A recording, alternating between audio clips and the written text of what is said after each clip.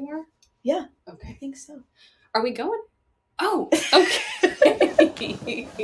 Yes. Well, this is really exciting. It's It our is. first time. How exciting. All this prep work to now be Yeah, here. it's kind of been Yeah. months in the making and Yeah. a very vulnerable place to be in. Very vulnerable. Yeah. I think probably some level of avoidance from both of us. I think so. I think even today is an avoidance as we've spent 2 hours talking about this. Yeah. It's a little scary. Yes. It's very exciting. We both love this idea. Love moving into creating space for people to hear different things. Relatable space, obtainable space, I think. Yeah. Yeah, relatable's a great word for that. It is just a little nerve-wracking. Awkward. Yeah. Yeah. Yeah. As we shift. Move around, got the pillows. Yeah. Yeah. So now that we're in this, yes, we've pushed record. We've done it. We've said this is happening. We've said it's happening. But now it's happening. Now what? Yeah, now what? You know, we want to do this for a number of reasons. But part of it is to help people grow and change and understand where they're at in life. I think that's part of our... Well, and I think with the education piece, there is that understanding and the, I don't know, that light bulb moment of, okay. Yeah. When it comes to systems, when it comes to individuals, when it comes to cycles. How do you create change? What does it even look like? Yeah. Yeah. Change is really difficult, I think, even as professionals, even as two people who've gone through all the schooling and been given the training and all the extra stuff. Change is difficult. Yes. Resistant to. I mean, there's jumping out of that comfortable place, even though sometimes that comfortable place sucks. But at least we know it. Yeah. So it's being vulnerable and saying, like, here's to the unknown. Yeah. And that unknown is really what catches people, I think. Yeah. I think acknowledging for us and other people to be able to say the unknown is scary helps to actually move forward in creating change. Because if you can't acknowledge it, you don't know why you're stuck or not moving forward. But if you can acknowledge, man, this is scary and unknown and I don't know what it's going to look like, moving forward gets easier. Does that seem fair? I think it does. Okay. But it's also like, who's modeled that? Yeah, how do we know it? Yeah, especially when times feel desperately uncertain. Our world is very uncertain. Yes. So, creating change when you're not changing. Yeah. What can therapy do for people? What is the point of it? Why therapy? Ultimately, I think therapy can provide hope for change. That there's someone sitting with you that believes in you, that is encouraging and not dismissive or shutting you down. I think it really holds space for those thoughts that seem outlandish or wild even, that really need to be normalized. So what I experience a lot with clients is like, ooh, I feel alone. I feel like this is only me. Is this normal? That is this only me. Yes. That is huge for people. Every day I hear that. Do you have anyone else who experiences it? That's a question I hear a lot. And the vulnerability of first sharing what you're experiencing and then figuring out if someone else is in that same boat. Because what if no one else is in that same then boat? I threw that out there and it feels awful. Yes. And I wasn't validated in that. Yes. Well, and I think too, that kind of goes into like, once I'm vulnerable, once it's thrown out there, it wasn't received. Like, what do I do with myself? Because now it's just like a wild storm internally. Oh, it feels messy. Crazy storm. Yeah. I don't know about you, but I do a lot of mind-body connection. So what we're feeling internally kind of translating to that emotive state. I think also even with that, when your body is doing something, your body's trying to tell you something, whether you're anxious or you're uncomfortable or you have a headache, you need some water. Like, there are signs, and often in discomfort, when you don't know what's happening with your body, you can't connect the mind and body. A lot of people don't know that's a thing. Yes. Yeah. Yes. But often I think when someone is experiencing something internally, whether it's physically or their mind's racing, they desire change. They want something to shift, or they need something to shift. Their body needs the room or space to create change. But how do you go about that? Yeah, to me, I think of like a roadblock. Like, we keep doing the same thing, and we get to this stage, this state internally. Then what? How do I create that? And that's where I go back to kind of like educating or bringing that awareness exactly in this space. That's a thing that. I often see people almost in a roundabout. They're just in this constant circle of the same behavior. How do they make the change to take a road, to pick which road they're going to go down, rather than just keep going in the circle? Yeah. So I think like kind of unpacking that here is helpful. So I don't know about you, but with me, like, let's sit and mull about the options. Yeah. What is it that maybe you're seeking? How do we even acknowledge what you might be needing? What's your desire? Yeah. What's your heart telling you? What's your mind telling you? Where? Yeah. And is that okay? I think people saying like, no, that is okay. Yeah. Yeah. What if I do something for me for a change? Wild thought. It's a wild thought. Yeah. But imagine what can come from that. Like, if you decided to make the change for you, regardless of what anybody else thought or said, like, how amazing. Yeah. So I think in this space, hopefully we can bridge some of that gap. Yeah. If people aren't already in therapy, if you're wanting to be in therapy, if you're just open to being open and to fresh ideas, I think this is the perfect space for that. So kind of moving back into that, how to sit with clients, sit with ourselves when maybe we have an inkling of what we're wanting to do, but how do we make that leap? One word would come to mind for me. Yeah. And it's vulnerability. Yeah. Sitting with the discomfort. I joke with clients all the time that I need a sign in my office that says, get comfortable with being uncomfortable. Ooh, yeah, that's a good one. Because change can't happen if you're comfortable, why would you change anything? Yeah. But if you step out of that comfort and become vulnerable and uncomfortable, the opportunities are endless. Well, I'd be really curious with that resistance. Like, what is that inner, what is your inner monologue? What is your self-talk? Because I'd be willing to bet we're negative. Yes. We don't think we can do it. Why could I? Am I enough? How do you challenge yourself to rewrite that script? Even a little bit, maybe something more neutral. Yeah. Maybe it doesn't have to be full on cheerleading squad, but yes.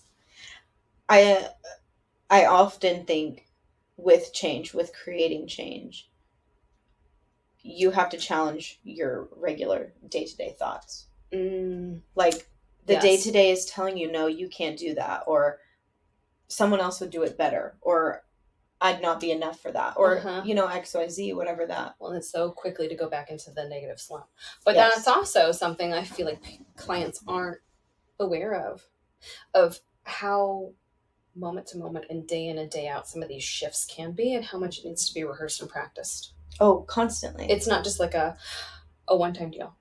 I got this today. Yeah. Creating a new pattern of change takes a long time. I think often people, it's the same with diet culture or New Year's resolutions. Oh yeah. It's fun. Yes. It's exciting at the beginning, but when it doesn't meet the expectation quickly, then you revert back to old ways. Yeah. And aren't we an instantaneous society? Constant now. Change. Let's go. Boom, boom. Yep. I see it there. Instant they figured gratification. it out. Yeah. Yeah. I mean, that goes into a whole other can of worms. Yes, it does. I just think creating change doesn't happen overnight. Absolutely. And that stalls people. Yeah. Well, and I think that can lead to, like, then they beat themselves up more. Yeah, you didn't make it. It should have happened. Yes. Yeah. Which is circles back into the negative thoughts. Right, that's exactly what I was going to say. Yeah. Circles back into that, and then how do you break the pattern? Yeah. You have to break the pattern. Yeah. It's tricky sometimes sitting in our chairs as therapists, clinicians. It's almost like that word's right there, and you wanna say it for them. They have to do the work. I was talking with a friend one day, and another therapist, and just said to her, I have a client who so desires change and can't quite put words to it. And we both had to have this conversation of what's our space to say, it seems like you desire change. Or do we allow the client to come to that on their own? How do we balance the two? That's tricky.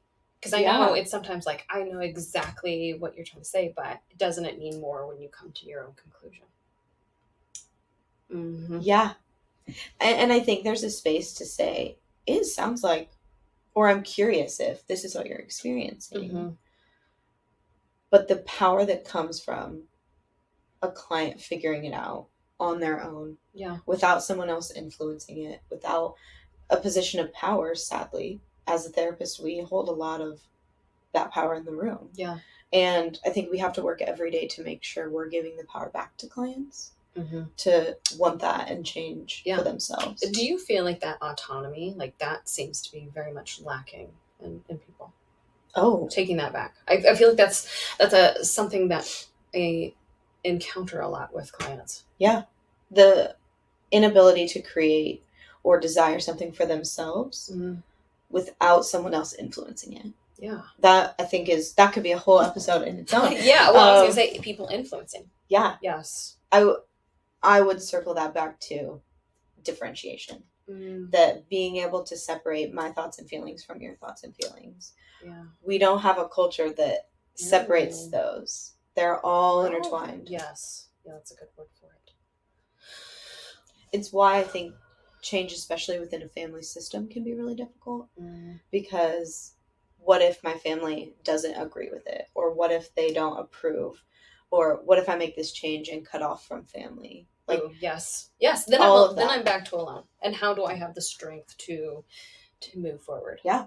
Even friendships, that can happen, of creating change personally, and then friendships shift or don't look the same. Right. But without change, there is no growth. And I think it's silly to think as we get older, as time moves on, with change, we're going to grow. We might grow apart.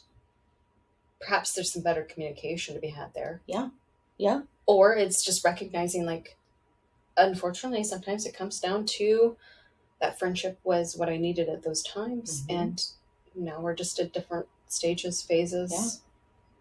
And we're more apart. I think even in that, of if this friendship is lifelong, are they willing to grow and change with you? Yeah. Well, that goes to all relationships. Yeah.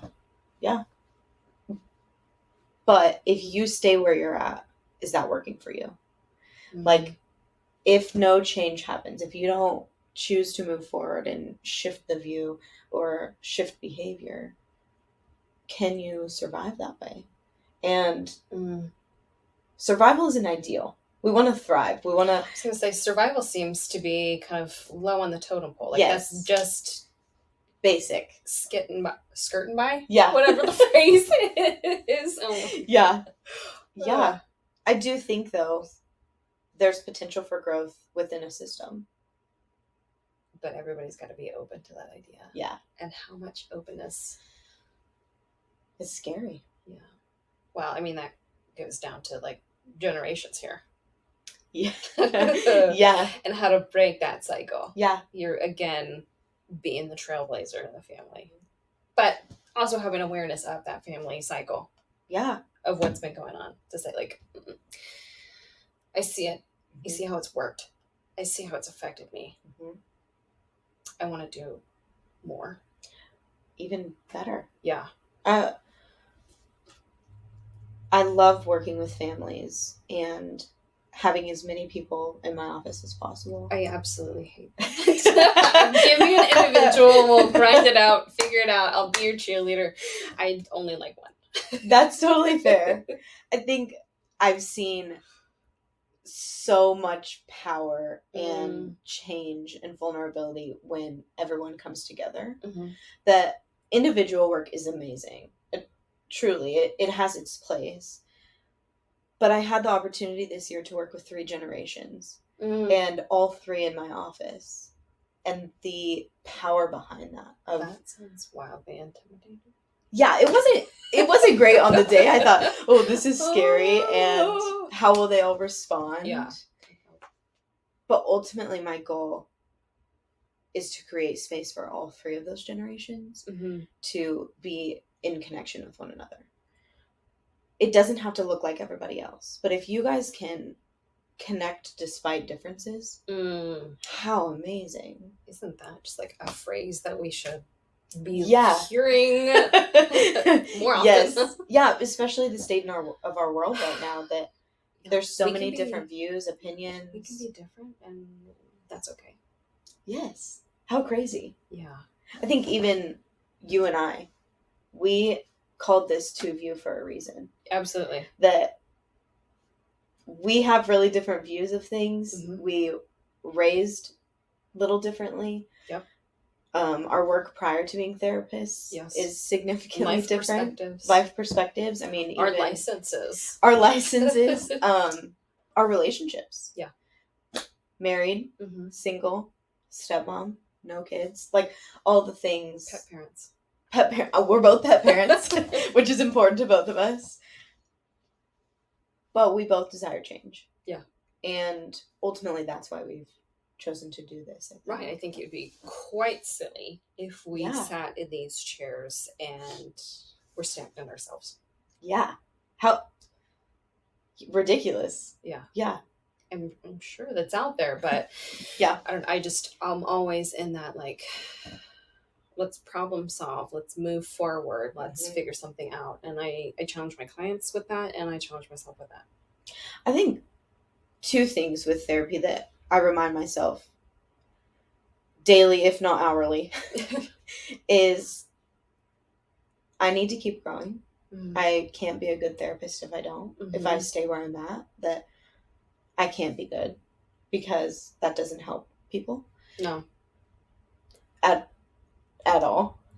And I need to remain curious about myself, the choices I make, what's driving my behavior, why do I desire change, and also being curious with clients. Yes. Why do you desire this? What's working for you? What's not working for you? Well, I think that inner touch with self, that inner growth, that helps us relate more with what clients are going through. Yeah. I think a while back, when I was still a student therapist, I had a wonderful client come to me and say, "You're not a robot."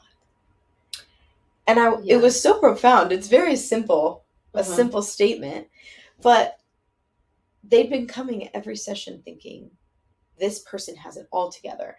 They don't need to do so far from the truth. But it was eye-opening for me of, I got to change something to not seem like a robot sitting here with these people. Well, and that's where I feel like new clinicians have the advantage. Imposter syndrome is a bitch, and she's here. Yes. So I think that's having that awareness always of being like, okay, how can I better help?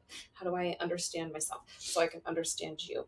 What are our resources? Like, I feel like we're on the ball as far as like what we can do and how life is ever so changing, instead of complacent and just let's get her done. I think that happens in tons of professions, not just as therapists, that when you've been in whatever career field it is for so long, you're used to, you get used to what you like. What do you not like? What kinds of clients do you like to see? What types of issues do you like to deal with? Like all the things. I think that happens in aircraft and banking and law enforcement and all the stuff, that you become so used to what you do, it becomes easier to do that than change. Yeah. And so as new clinicians, we're still trying to figure it all out. What do we like to work with? What are we not good at? What are we good at? Like all the things. What are we avoiding? Yes. Families. That's totally fair. Families are unique, but so much change can happen there. They are intimidating. It's so overwhelming. They are. Me. It is. I have worked with a few divorced couples and their kids, and that has me shaking in my boots. Yeah. But it's so beneficial for the system to create change that works for everyone. Or even maybe doesn't work for everyone, but we can get behind it enough. Yeah. Kind of coexist. Yeah. Everyone can be in a healthy place as a unit. So what do you think of clients in therapy when it comes to venting? When we have the notion venters. Of like, I'm coming here to vent. I have several clients where I want to be that open space. I want to hear what you're saying. I mean, my solution focus, let's problem solve mine. Yeah. Okay, like, how do we move on from this? Yeah. And maybe that's a fault of mine of like, let's see some growth. Yeah. But I guess sometimes clients don't. Yeah. Should therapy just predominantly be for venting, or should we be trying to reach some goals? I don't know. I think there's a space for venting. Like, genuinely, sometimes to just get it off your chest and express it, there's a space for that. Ultimately, I think the undertone in venting is that they desire something to change. Yeah. That there's this frustration with how things are now. Yes. Or in their life. And so if they're coming in to vent, well, if you're venting, wouldn't you like something to shift so it's better?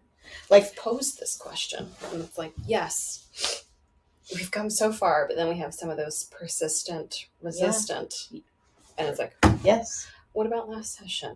Like, we had a game plan. Yeah. We were feeling motivated. It Where'd feels that like, go? Yeah, back to square one.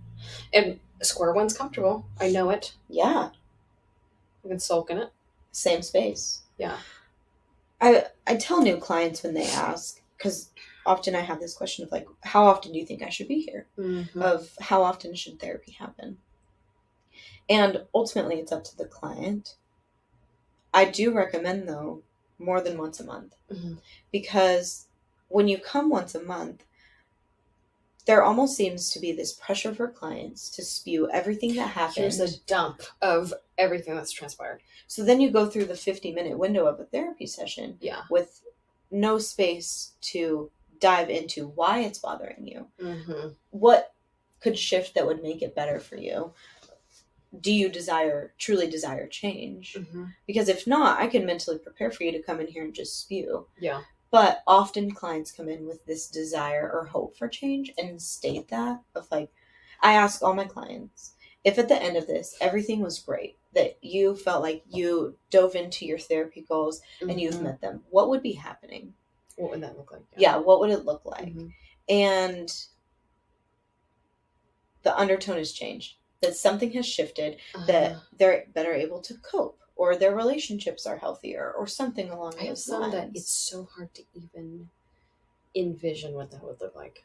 Oh, absolutely. Yeah. And then I have to like piece it out. Like, if you woke up tomorrow, like, what would that look like? You've been thinking about a trip. Yes. Where would we be going? Yes. What would that look like? Who would you go with? What would that feel like? What month? Yeah. Yeah. That's the solution focused, I think, in you of breaking that down. I do break things down. Yes. So much. I love it when clients come prepared with notes of things that happened. Yes. I have a few that will be like, all right, here's what happened this week, and here's what I want to talk about. Me, I'm like, okay, let's break that down. I see where you're coming from. I can piece together things quite well, I think, to toot my own horn. But, yeah. That gives me direction. But your view. Yeah. I think sometimes there's a really clear direction. And sometimes there's not. And with the clients that there's not, it seems like change is ultimately what they desire, but they don't even know in what way, in what relationships, in work, in day-to-day life, all of the mundane things. Mm-hmm. So then when venting happens, sometimes I'll reel it in of, okay, I hear you. It sucks.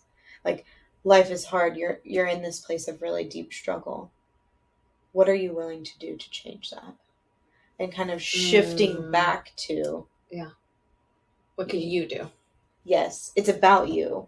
Yeah. And I have tons of people that I see in this office that I say, what role did you play? I understand that they did this to you or their behavior wasn't okay, but what role did you play in the situation? What a good question.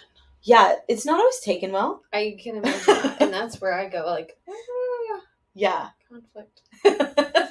I think in my personal life, conflict is really hard. It's scary and vulnerable, and what happens if you push it too far. In this room, I see the desire for people. And so conflict isn't as vulnerable or scary to me. Yeah, I think, I really try to create, and I know you really try to create a very safe space. Yeah. Ultimately, that's the goal. Mm-hmm. Like, I would rather have someone come here, have a really positive interaction with a therapist, and feel safe to share something than meet every single goal I had to submit to insurance. Yeah. If they can leave here with a positive mindset that someone cared. Well, isn't it amazing? Like, especially with my new clients. Like, before we get started, I kind of go over intake paperwork. How are you feeling right now? Ugh, I'm feeling nervous. Mm-hmm. I'm unsure. And then we go over, do our first session. And at the end, I'm like, okay, well, like, how are you feeling now? Yeah. They're like, I felt really good. I felt really safe. I said some things that I haven't told anyone. Yeah, it's really amazing to hear that. First session. Yes. First session is crazy. Mm-hmm. Yeah. I don't know if that's everybody's experience, but yeah, I feel like I'm pretty laid back. I do think people come in here with this expectation that we're going to be like drill sergeants. Yeah. Of like, okay, you have to do this. Tell me every detail of your trauma and your history and everything. Mm-hmm. That's not our role. No, I'm very much more go with the flow. I mean, half the time I don't even know what I'm doing, so I think that helps break the ice, if you will. So I'm like, just bear with me. You know, as therapists, the vulnerability with our clients. Mm-hmm. I'm not always going to self-disclose. Like, I'm not going to share every detail of my life. Right. But there are clients that I'll share certain things with. Or I have one who I love sitting with her so much. Yeah. And we were trying to schedule for the next session. We'd had a great session. And I was kind of bebopping around. And I said, I'm sorry, I'm just trying to decide, like, where I put you on my schedule. I've got so many clients that day already. Uh-huh. And she said, oh my gosh, don't schedule me there. Like, we'll shift. Yes. And yes. The ability for both of us to be vulnerable back and forth, that I was trying to decide if that worked for me as a therapist. Mm-hmm. And she respected that and said, no, like, let's do a different time so you're okay. Well, and why do you think? 'Cause that makes me think, I've had those interactions of, am I not seen as human? But every time those clients are like, well, I mean, my stomach's growling right now. And I've had clients say, like, you really need to eat something. Yes. Eat before I get here.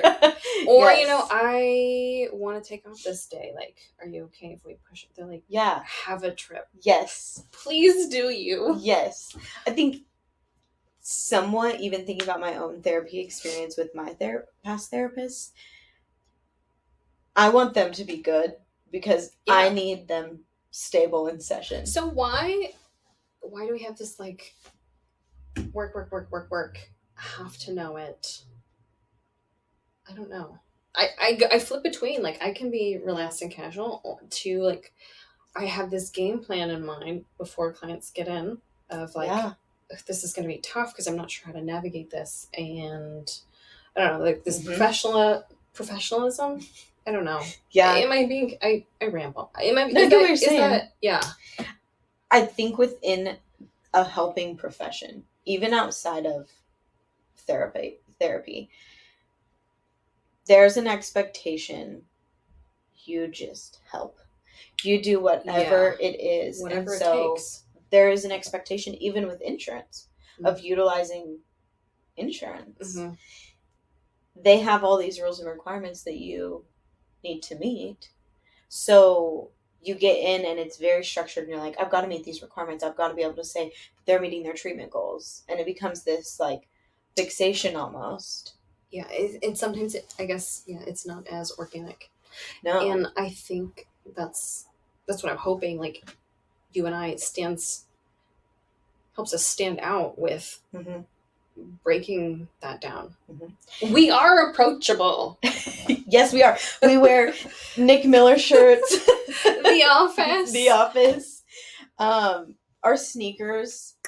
So you and I are trying to create change even within this profession of maybe we're just changing so many different avenues. Yes. Here. Not wearing the button-up cardigan, slacks, normalizing being humans. Yes. And creating change, I think, for us and our clients. I have a lot of clients, like, when they see my Jordans, when they see me wearing, like, cargo pants. Yeah. They're like, oh, you're not what I expected. Yes. When we get out of winter and I have my sleeve showing, they're like, oh, you've got tattoos. Like, you're not what especially with teens. Yeah. You're not what I envisioned a therapist to be. And I always take that as a compliment. Me too. Yes. Like, that's a win. Yes. Yes. We're normal people. Normal. Our own crap. Yeah. Our own struggles with change and creating change. And sometimes I got a shitstorm just waiting for me. Absolutely. Absolutely. A tornado is going. Yeah. But I'll help you through yours. Yeah, I think for us to create change, we have to work on it outside of here, but can separate that and sit in here. Absolutely. Be a calm, non-anxious space for people. And then leave here and our own stuff starts again. My anxiety smacks me right in the face. So even with that of creating change when change isn't happening, how do you do it? I guess for me, like, I've always had this drive. So there's always this moving forward. And maybe that's my own issues. Maybe. That's my own family system. Productivity. Off the charts. Yeah, I don't know what it's like for other people. Yeah. It's like ingrained in me. Like, let's move forward. Go. Yeah, I think we're opposite in that. I have drive. I also have more drive for others than I do for myself. As in, I kicked it into high gear to go to school and do well and learn and graduate.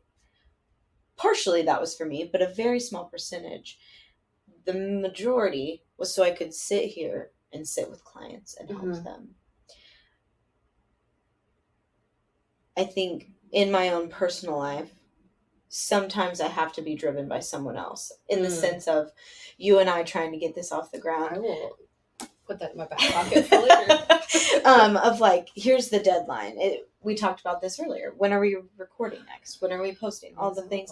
I need to have that timeline to have drive. Okay. See, like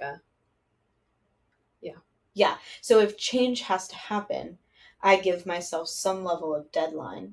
So, like the fire. Yes. If there's no fire, it can happen anytime. Yeah. I don't care. I'm just going with the flow. I'll push you along. I think I appreciate that. That has also changed in the last little while. I joke with a good friend of mine that I'm a Bowen girly, which Bowen Family Therapy talks about differentiation. And differentiation requires change and requires active participation in your own life. And I've really dove into that in the last, ultimately, 3-ish years. But the last 6 months, I've just headfirst into it and trying to figure out how to have healthy relationships and work-life balance and all that. And navigating the change through all that has been really difficult and vulnerable. I feel so much peace now. And I think later we'll feel more if I keep changing. So that also sparks fire for me. I've seen the benefit. Yeah, I wonder if that kind of plays into, like, being able to be present Yeah. Mindful. Yeah. Another skill that could be another episode. Whole Yes. episode of being mindful and present. Awareness, yeah. Of self. Self, others. Yes. Yeah. Uh-huh. Yeah, I was in Vegas last weekend, and the whole time I was like, man, no awareness of self or others. The whole time. It's like people are just in their own world. Yeah. All the time. Mm-hmm. And I don't understand what that's like because I'm so aware of others and myself. It's a blessing and a curse. It's a blessing and a curse. Uh-huh. Yeah. There can be a balance. You gotta find it. Yeah. How do you do that? I think that's letting go of some control at times. I don't like that. Yeah. I'm thinking of my own experience and being around others, and like, I think sometimes I get frustrated when there's a lack of awareness. Yes. Why do I have to have it all? And you can't. Yes. I'd like Can we to share tone it? down. Yeah. Yeah. Yeah. Yes. It's difficult. I should have eaten that banana. Should have eaten the bar. Yes. If you can't hear, Cassidy's stomach is going crazy right now. I was gonna say bananas. Oh, that's awesome. Okay. You gotta eat before you start. Gotta eat before you start. Yes. Eventually you'll get there. Yeah. Gotta create the change. Yes. Something will push you into that. Well, putting yourself first sometimes. That's hard. Wild concept. Yeah. Yeah. How do you change the pattern of not putting yourself first? Well, because that feels really foreign. So it's got to be very purposeful. And again, you got to sit with it. Yeah. Just sit with it. I always tell clients that. Yeah. Or ride the wave of uncomfortability. I don't even know if that's a word, but I say yeah. it. Yeah. I say it too. I don't know if it's a word either. I say it all the time. I do think you and I, as we've explored the podcast and mental health merchandise and all of that stuff, that we circle back to if nothing changes, nothing changes. Yeah. And I say that to clients all the time. Take the smallest step. It doesn't have to be wild. No. I say, again, I piece it out. That my mind's that it's easy. Okay, yes. There we go. Yeah. Yes. How can we do a small step? The smallest of steps. Yeah. Because if you take one, it makes it easier to take two. And we can't expect to do it all. Because then we're just gonna have the paralysis of doing anything then, because it's overwhelming. It circles back to New Year's resolutions. Yeah. New Year's resolutions, and I have beef. I never do them. I can't stand them because it's unrealistic to say. Even if we talked about the gym and diet culture, I eat out 5 times a week, and I never go to the gym. I never walk. I sit at work all day, and then this expectation of I'm going to go to the gym 5 times a week, and I'm going to meal prep everything. I'm not going to eat out anymore. I'm going to walk 10,000 to 15,000 steps a day. What the heck? When are you going to do that? Yeah. Your normal schedule hasn't allowed for that, so something has to shift to allow for space. What are you willing to let go? Yeah. Ooh. Yeah. That's not a fun thing to explore. Jumping outside that comfort zone sacrifices maybe to an extent. Yeah. For the greater good, potentially. I don't know. Is your current lifestyle working for you? Yeah. If not, okay, let's create change. What's the smallest step you can take? Can you get 5,000 steps a day? Awesome. Can you eat out 1 less time a week? Awesome. Yeah. Once you have those down, or even 1 at a time, once you have it down, okay, then you add something. And then you go from there. Well, now I want to be in the gym. Okay. Well, yeah, I don't need to be there for 2 hours. 20 minutes, I'm at the gym. 2 times a week, because that's more than doing nothing. On your way home from work? Yeah. On your way in the morning? You're not going crazy? Yeah. Maybe instead of scrolling social media. Yeah. We do something more constructive. I joke. I love Just Dance. I love it. It makes me so happy. It's from my childhood. Just great times. Yeah. And when I play Just Dance, when I get home at night, Mm-hmm. I feel so good. Mm-hmm. I'm going to get a few things done, maybe pack a lunch for the next day, prepare for the next day, all the things. You pack lunches? Sometimes. Good for you. Not all the time. Should I more so? A cheese. Yeah, this week I ran and got Chipotle really quick, so I was like, yeah. I conveniently had a cancellation. Sometimes that works out. Sometimes. Mm-hmm. But if not, I would have not had anything until I got home. So yeah, and then you don't want to cook. No. Instead of doing Just Dance, though, recently, I've been scrolling. Yeah. Because that's easy. I can sit my butt down. It's numbing. Yes. Not a care in the world. All of the cares in the world. Yes. I feel more anxious when I scroll than I do when I play Just Dance. And if I ultimately desired change, I'd be doing Just Dance every night. All the time. But am I? No. No. Because we're not perfect. We're not. Far from it. Thankfully. I don't know that I want to be perfect. I think that would come with a lot of pressure. A lot of pressure and expectations. I have enough expectations. Yeah. Imagine if we were all perfect. It'd be like a bunch of robots. There'd be no challenges, yeah. There'd be no life. Mm-hmm. Would just be stagnant. Gross. Mm-hmm. I like change, though it's vulnerable and scary. Yeah, but then you get to be proud of yourself through that. Of like, where I was even... I did this. 3 years ago?